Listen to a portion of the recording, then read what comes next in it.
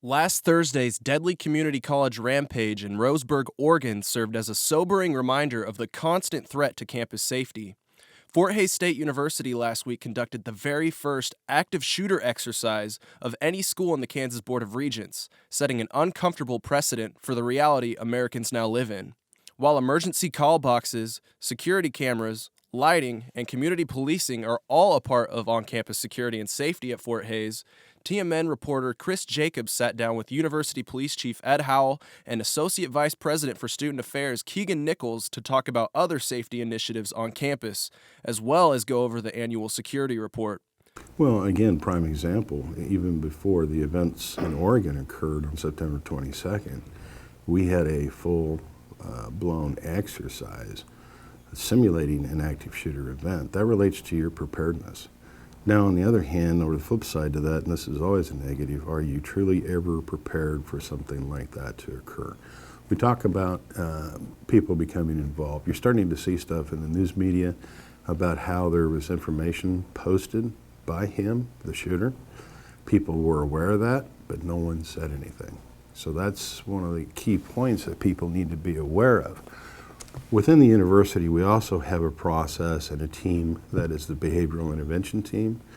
And essentially what we do, it's from several different disciplines across campus. We sit down and we meet and we determine if there's any individual that has concerning behavior so we can evaluate it independently. We know that 1 in 4 nationally, 1 in 4 women and 1 in 16 men are sexually assaulted or a victim of gender-based violence. And so I think we're doing a better job of promoting how to report. And I think that's reflected in our numbers, which are higher than previous years, because people are more aware of how to report that crime. But I think we will see an increase as we get better at showing people how to report and the different avenues that they can report. Yeah, I think it's kind of subjective because unfortunately we can only go by what's reported to us. And do I think that there's more activity out there? I do.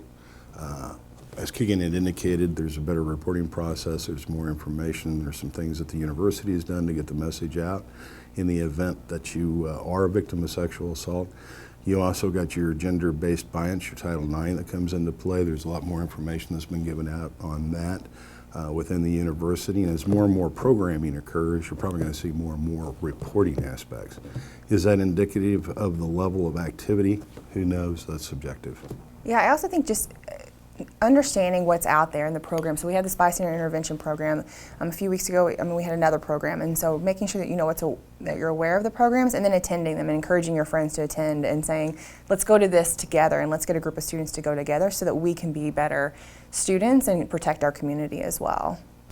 I think from the university standpoint too, I think it's also important to know that you can report these crimes confidentially or non-confidentially, because a lot of times victims are worried about coming up and they don't want a full investigation, that it's just not what they're ready for at that point in their life. I think knowing that the non-confidential, so you can go to the Kelly Center, you can go to counseling, you can go to the Student Health Center if you want to report it non-confidentially, or you can go through our process as well, which I think is really important.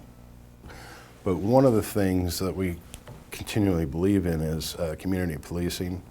So we started a program several years ago where my officers actually walk the floors of each of our residential life areas just to have a presence, maybe serve as a calming effect, but more importantly to have that interaction with the residents. Otherwise we're only showing up when there's an issue, and arresting somebody or responding to an event that's a negative. This is a positive. For more information, visit tmn.fhsu.edu.